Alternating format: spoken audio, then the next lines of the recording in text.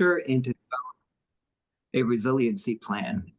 This planning document will be used to not only prioritize project areas, but it will help us in getting state and federal grant funding for projects aimed at making our infrastructure a little bit more resilient to the storms that we've been seeing over the past several years.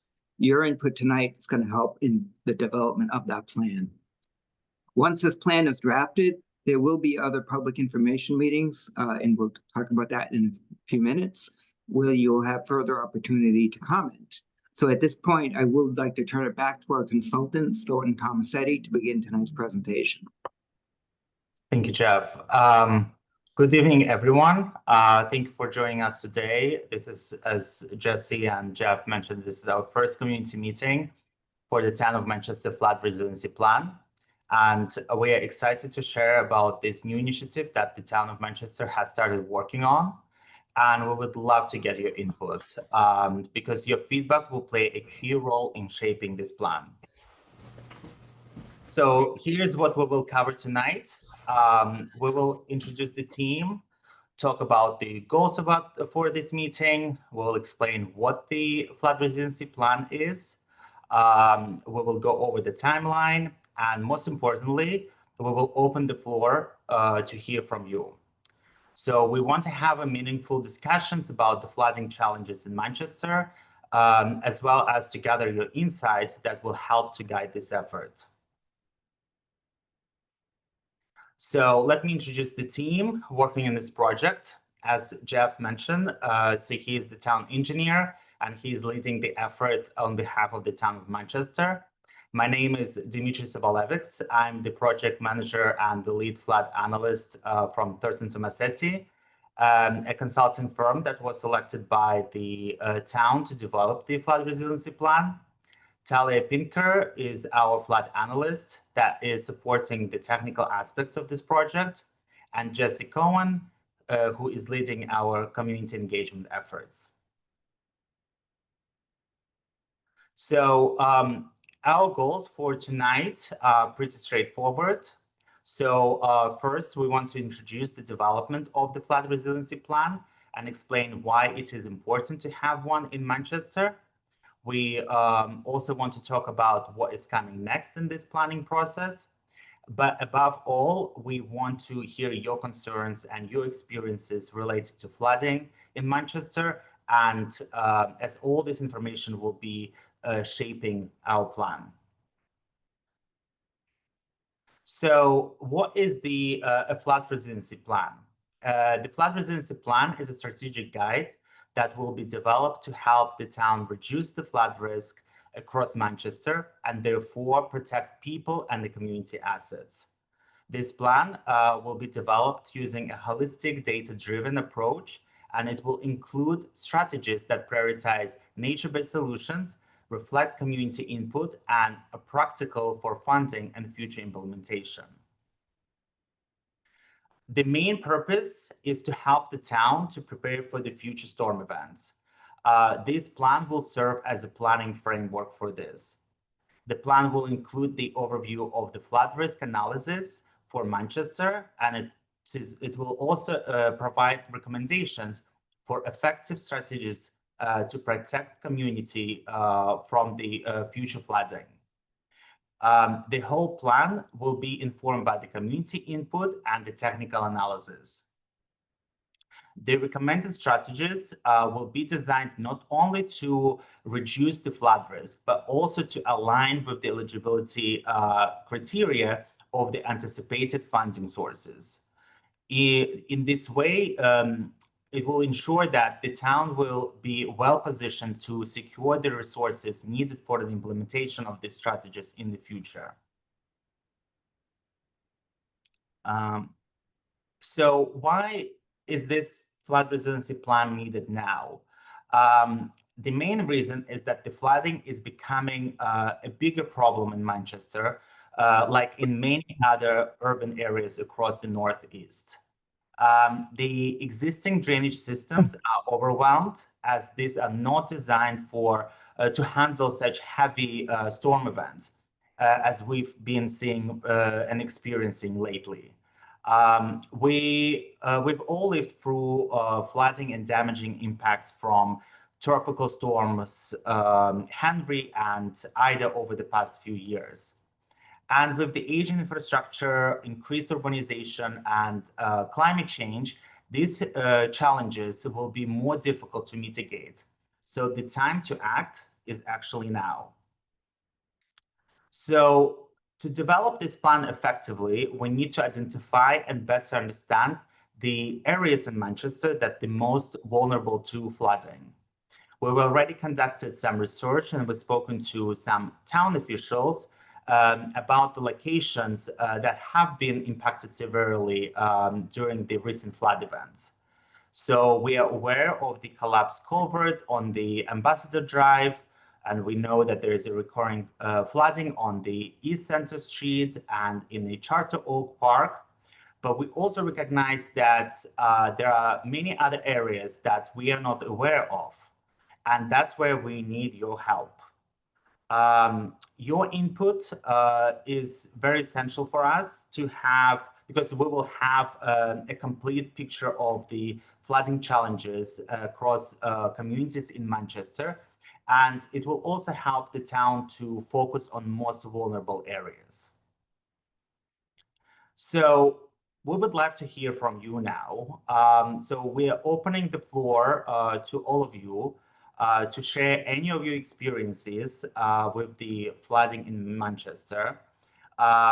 We want to know if you have seen or you experienced flooding maybe at your home or at your workplace.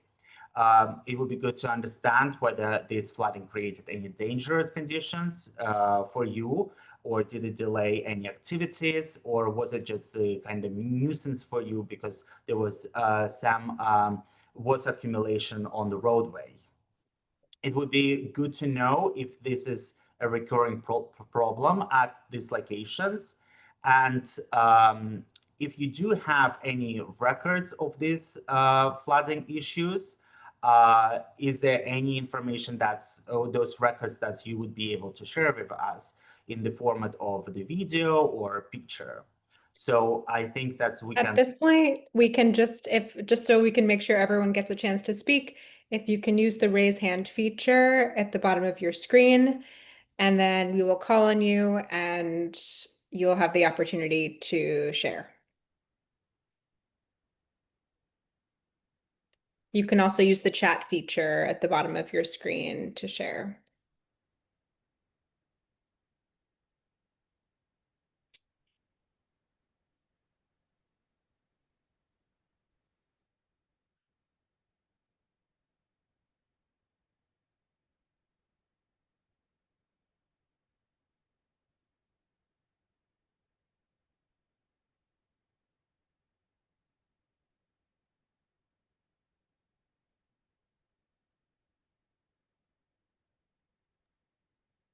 Any flooding issues that you've experienced? It would be great to... Feel free to unmute. Yeah.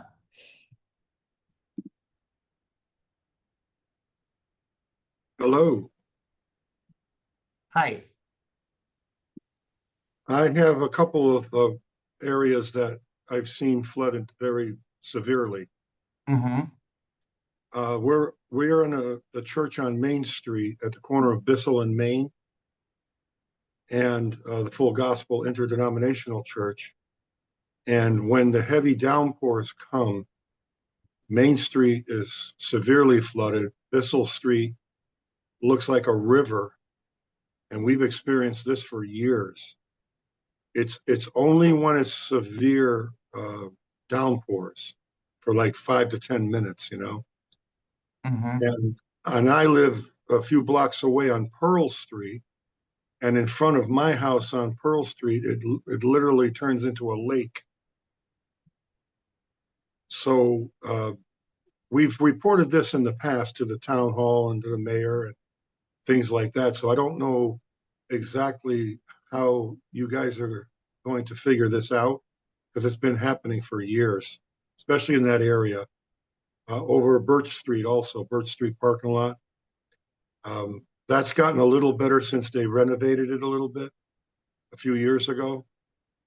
But we have a large dumpster that if you drive by, it's actually floating in a circle in our parking lot. And that's how bad the flooding is only when it's that severe downpour for that, that time frame. Mhm. Other than that, the drains handle it pretty well. But so I just wanted to let you know those were a few hot areas that there's really a problem. And I'm sure you've heard from others the same report. Thank you, Dimitri. I was going to tell you that's the Drybrook Culvert report that we sent you. Okay. Yeah. Mhm. Okay, So, that's great. yeah, definitely a recurring problem area.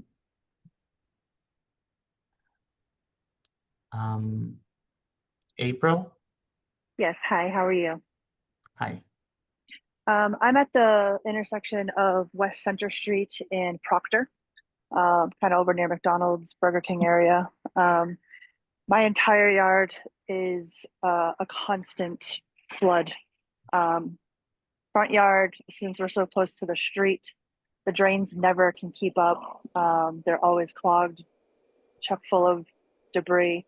There's probably a good 2.5 to 3 feet of water. My entire yard is a lake. It's causing flooding in my basement every single time there's a simple flash flood for more than 10 minutes. So it's not just like tropical storm that I'm concerned about. It's definitely anytime it even rains, just a Mhm. decent amount. So, yep, I'll just share that's a location that's pretty bad. It's the front. People can't see it coming either down that street, which is a pretty busy road. And it's like as deep as coming up halfway on cars. It's covering their tires. That's how deep some of the areas are. So it's pretty bad. Thank you. Thank you for sharing.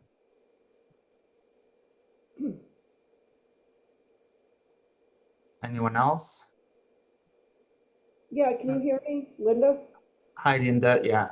Hi, so it doesn't sound like my concern is quite as severe as what she just described, but I'm on Bolton Street, and when we have downpours and they come very quickly, the storm drains can't seem to manage the heavy rainfall when it's really, like a deluge.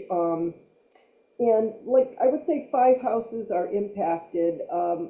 We're kind of down the hill and a little bit on a bend, and there's, as I said, there's 5 houses, including myself. Now the problem, because I grew up in this house and I'm back, so the problem has gotten better since when I was a child, because it usually used to come up my side yard, and at one time or another it did get all the way in the basement. But so I think storm drains were added, but it's still a concern.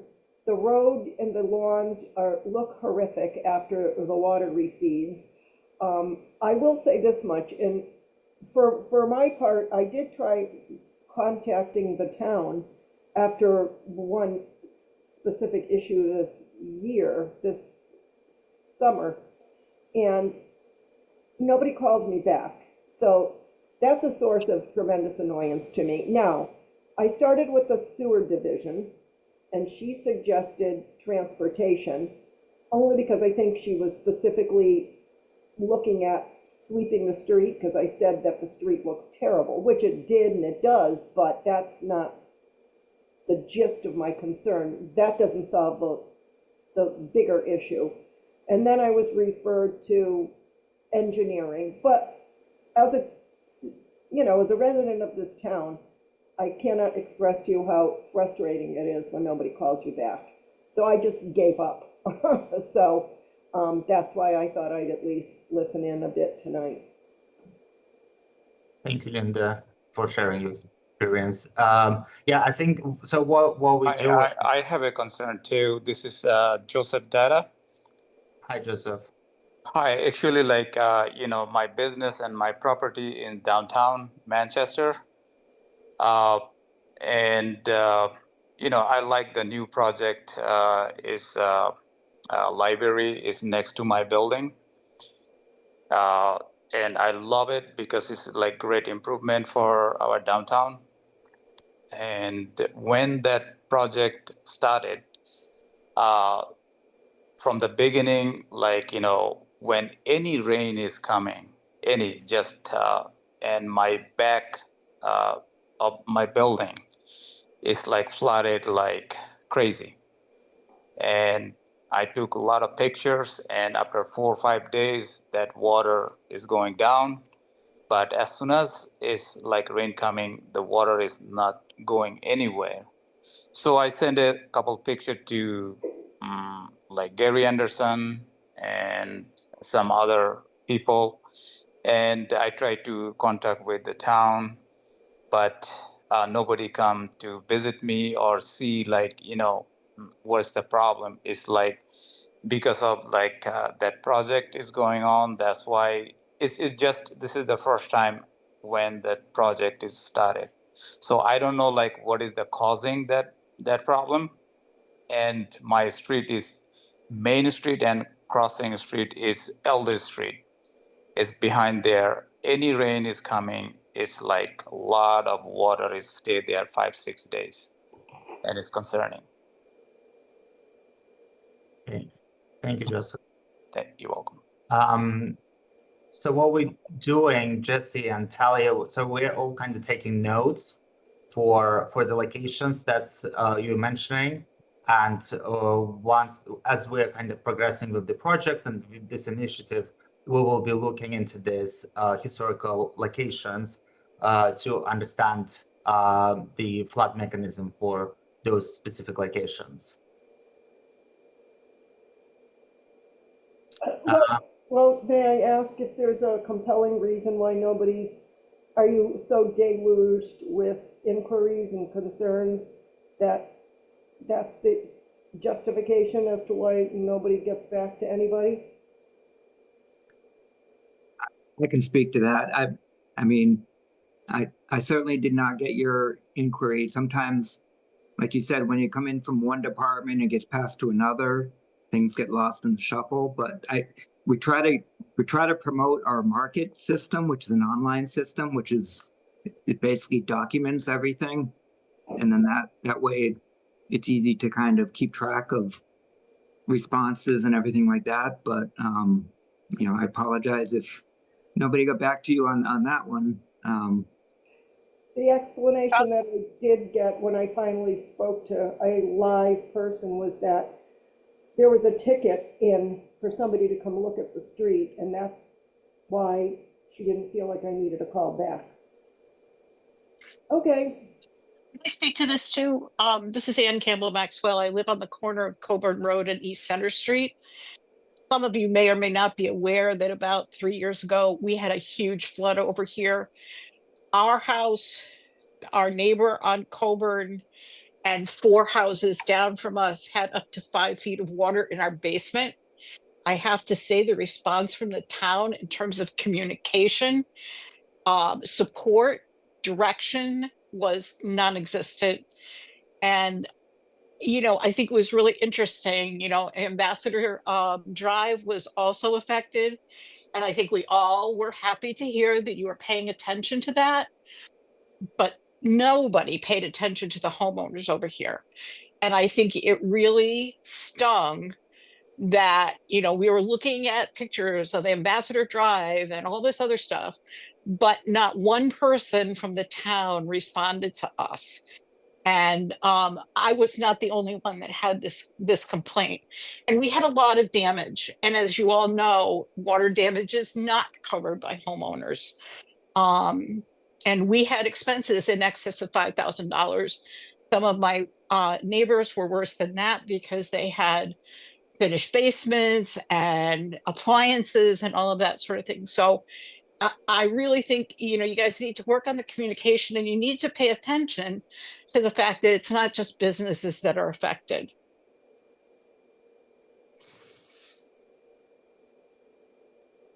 Thank you, Ann.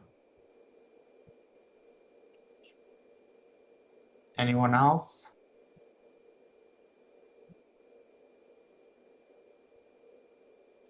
Rosie?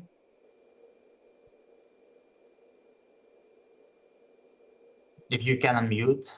Hi, Hi. sorry, I was struggling there for a minute. Um, I have to kind of agree with some of the things that Anne was saying is that, you know, when you report things to the town, you just kind of get dismissed. I have a history of emails going back with Jeff LaMalva back to 2013 with photos of the flooding that I experienced in my backyard. And to this day, it's still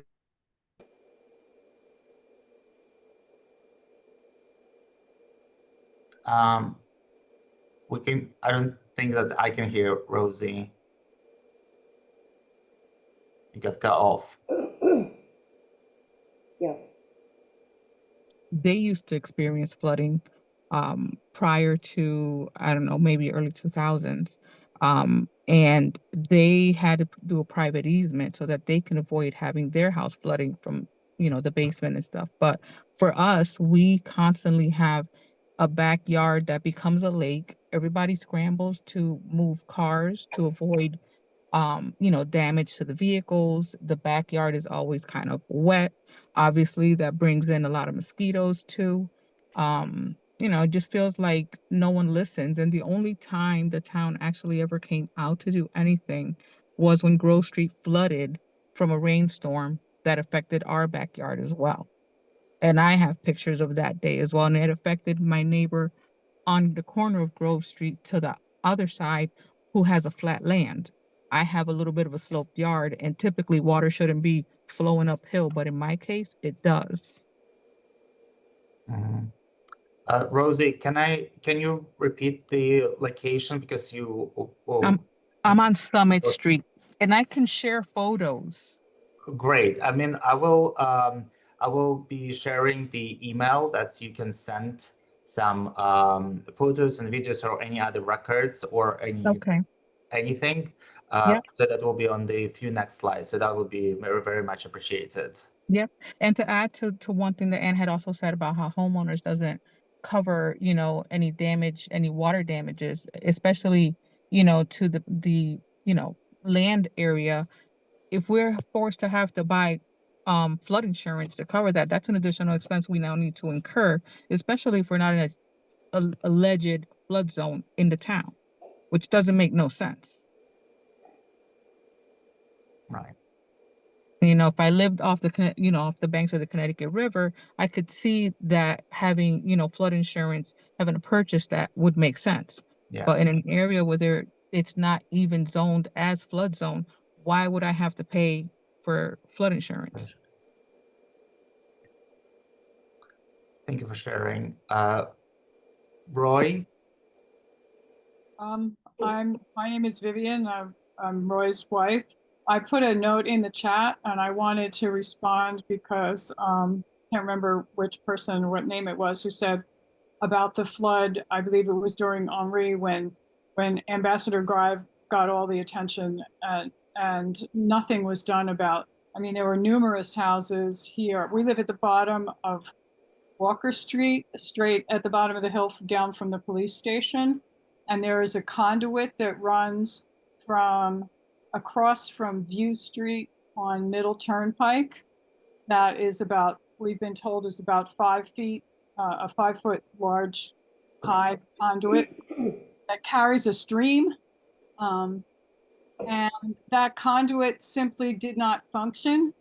And that's why this whole end of East Middle Turnpike and Ardmore Street and the other street the lady mentioned and Walker Street just were overwhelmed. It came in like a tidal wave all of a sudden from the back from Ardmore Street and just overwhelmed our house. And also we had thousands of dollars that we had to pay to get our basement dried out and repaired. And then it kept flooding.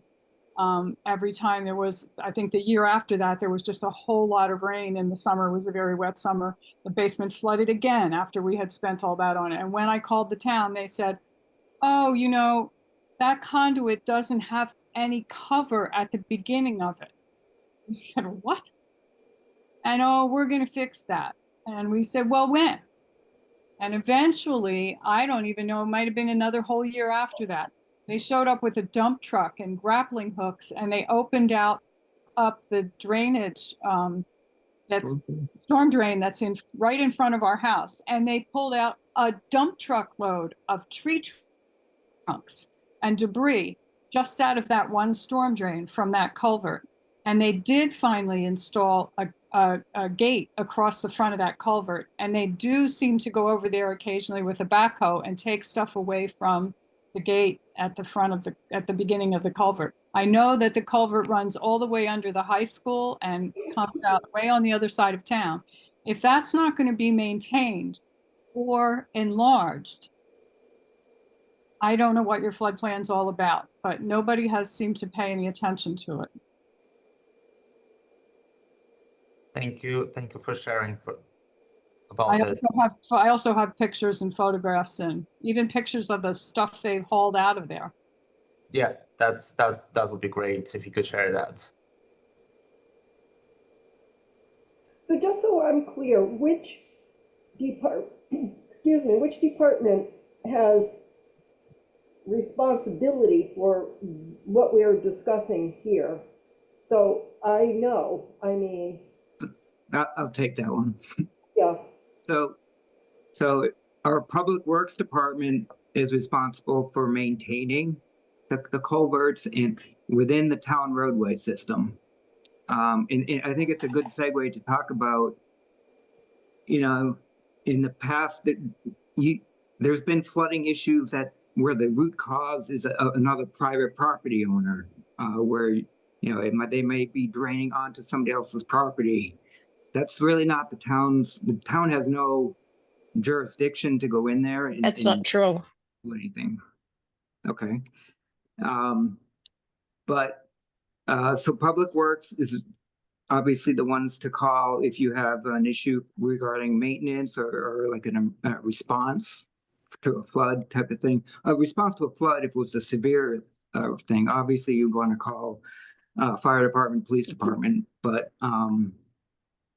we're in engineering. We're looking at like longer term solutions, and the pipe that goes beneath the high school is that's kind of why we're here. What we're talking about. You have essentially in the 1950s and 60s, you could build a house anywhere, and they just take a brook or a river and pipe it so you can build houses on top of it. We obviously don't do that anymore, but these are the causes of why we're having these problems, because you have neighborhood after neighborhood that just keeps doing that, and you have this long pipe system that, with the storms that we're getting now, just can't handle it. But the reality is, we're talking millions and millions of dollars to upgrade a pipe like that. So we're doing our best to do things like this to be able to prioritize, number one, because as you know, there's not an unlimited amount of funding available for this. We're like our roadways, we're trying to get as much state and federal funding as we can, but that's few and far between right now. So that's kind of the reason we're here doing this right now. But again, if it's a more response that you need a routine, if you think something needs to be, there's debris in a catch basin or something like that that's causing it, the call should be to a Public Works Department. Okay, thank you.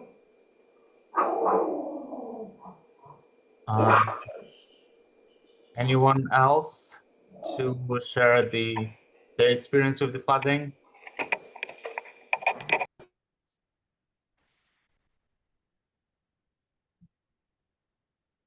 Rosie? Hi, so I just wanted to counter to what Jeff LaMarva was saying as far as because the property that floods, if it's not in the town's sector, so to speak, there has to be something more than just that if it's not under the town's, purview. There is an issue with the land here. There's a swale that runs behind my property. No one seems to want to have, take ownership to who owns it. It's not mine. The town says it's not theirs. And I don't know if it belongs to the property behind us, but no one seems to know. Everybody seems to kind of, it's not me, it's them attitude. Um, and hearing what he said about the piping over brooks and whatnot leads me to believe that clearly that's where the swale has resulted from. Probably something that had been built over it. And this particular one here that runs behind my property was one that was left slightly uncovered. Now, if the house to the left of me that sits on the corner of Grove and Summit, when the previous owner, when we first bought the house in 06, the original owner, who had already been living there for close to 50 years, had to put in a private easement, a private storm drain, because they were susceptible to flooding. Clearly, there was an issue ongoing already beforehand, which doesn't make sense that, this has nothing to do with the town. There's something that is there, and year after year, we have the same problem where it's significant flooding in my backyard. It's not of my doing. Apparently, this was already like this when we bought the house in 2006. So unless the previous owners didn't disclose it as they were required to when they were selling the property, something's amiss here.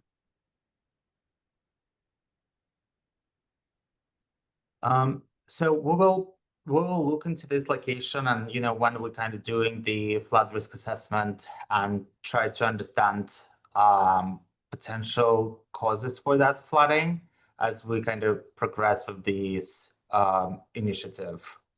Now, my other question is, have the flood zone maps for the town, have they been rewritten over the years, that maybe at some point this particular area before it was zoned for housing was considered a flood zone, and then you know, just kind of taken off that particular map?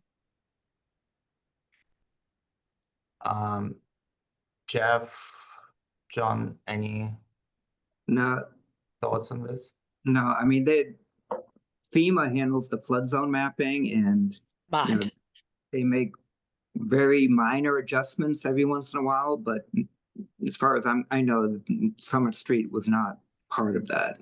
Okay. Well, I mean, it does kind of run downhill a little bit, so water always does roll downhill at some point. But, Yep.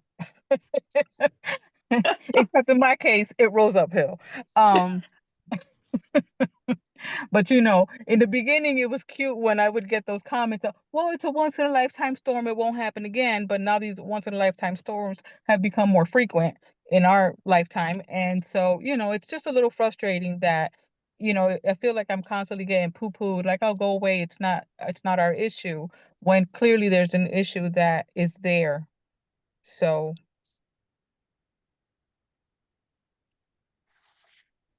Thank you. I have a question, sir. Yeah.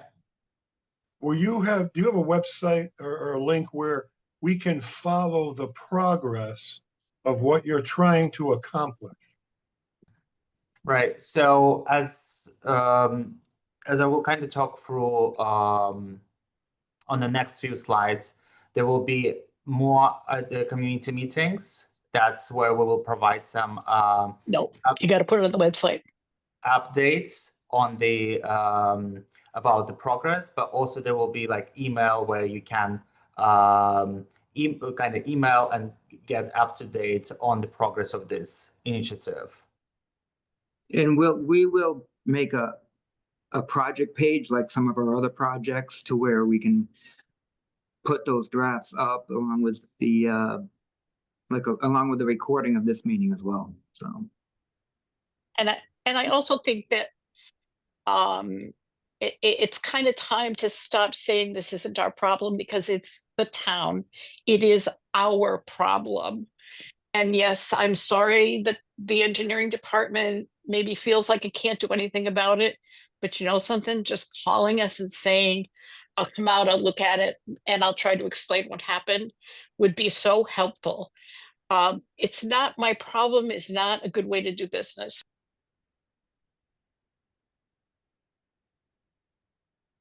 And thank you for the feedback. Anyone else? I This is Joseph again. So Hi, I'm Joseph. just kind of agree with her.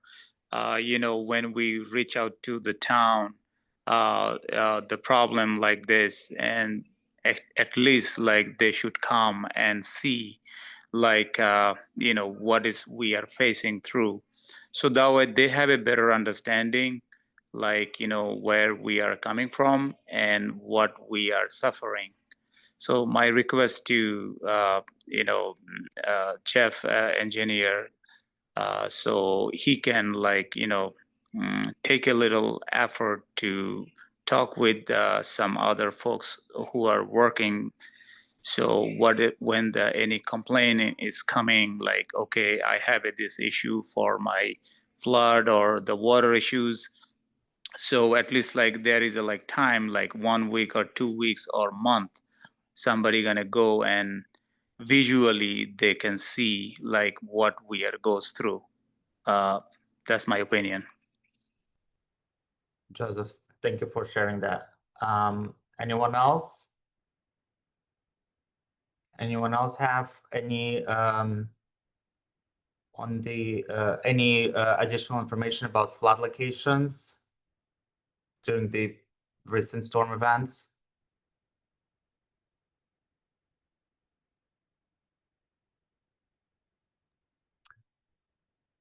Okay, I think we can maybe continue with the few slides. There's a few more slides to talk through. So again, thank you very much for providing this input. We really appreciate this, and this is a very important information for us. So now I kind of wanted to give you a quick overview of the timeline for this initiative. So this project officially kicked off earlier this year in May. Since then, we've been, gathering the information and reviewing the data about the Manchester and the flooding challenges that we have. And today we have our first community meeting. Right now we are conducting the flood risk assessment, where your input will be very valuable for us to kind of validate the results of that. And then this flood risk assessment then will transition into the development of this flood resiliency plan, which will take place later this fall. And during the fall, we're planning to hold 2 additional community meetings where we will share the updates on our progress, and we will gather more of your feedback. And the flood resiliency plan is expected to be complete towards the end of this year. So community engagement is a very important part of the flood resiliency plan, as it is a community-driven initiative. It is essential that we do hear your concerns and understand what your experiences are, so those can be addressed. So this collaboration is a key to the success of this plan and this initiative in general, because it is you who have this invaluable local knowledge and insights that can lead to the most practical and effective solutions to mitigate this flooding within your community. So as I mentioned earlier, there are several opportunities how you can provide this input to us. So there will be, as I mentioned, there will be 3 community meetings in total. So today the first one, we will have 2 more later in this fall. The date for these meetings is still to be determined, but we will definitely notify community about these dates well in advance. And it would be great if you could attend those community meetings, and because we would like to continue hearing your feedback and receive any input that you think will help us in development of this plan. And as I mentioned, we also have an email address which you can use to provide us with any of your input and feedback at any time. So it is manchesterfloodplan@gmail.com. You can see that on screen, and you can ask questions and basically stay up to date regarding this initiative. As Jeff also mentioned, there will be a project website where all that information will be also published and be available for you. So now again, I would like to open the floor for another discussion. So prior to today, we published the announcements about this community meeting on the town's website, social media, and newspapers. So we also reached out to a number of stakeholders, including state representatives, government agencies, community organizations, schools, and other stakeholders. So we would like to ask you if there are any groups or any stakeholders you think we should be reaching out to for their input and kind of include them into our stakeholder outreach as well. So if you have any feedback or input on this question, please unmute and let us know.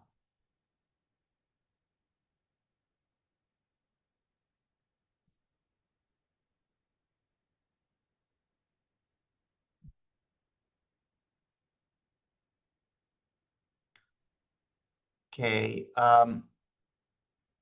If you will think of something, please let us know through email, and it would be great for us to, because we will be able to add them onto the future communication and future outreach if there is anyone you think would be valuable for to be aware about this initiative. Yes, please, Roy.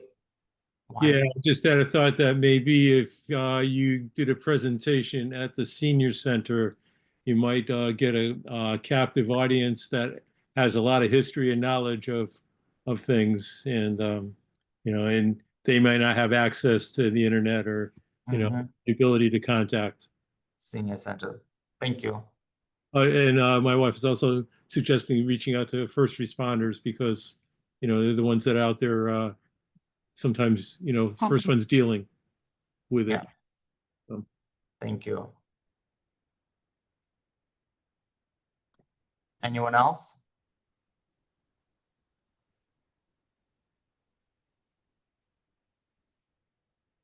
Okay.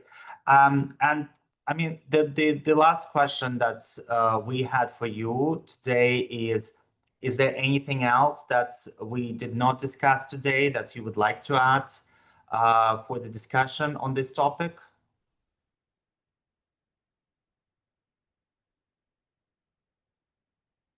Again, please unmute yourself and feel free to let us know.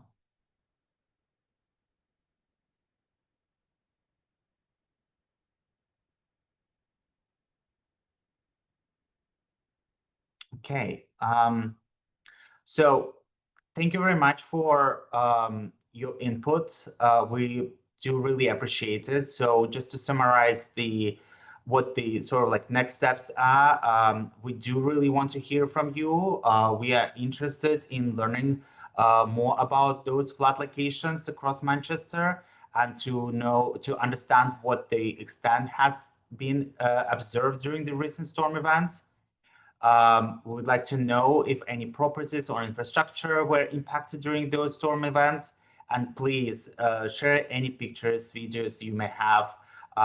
Use that email address, which is on this slide. So manchesterfloodplan@gmail.com. Anyone has anything to add?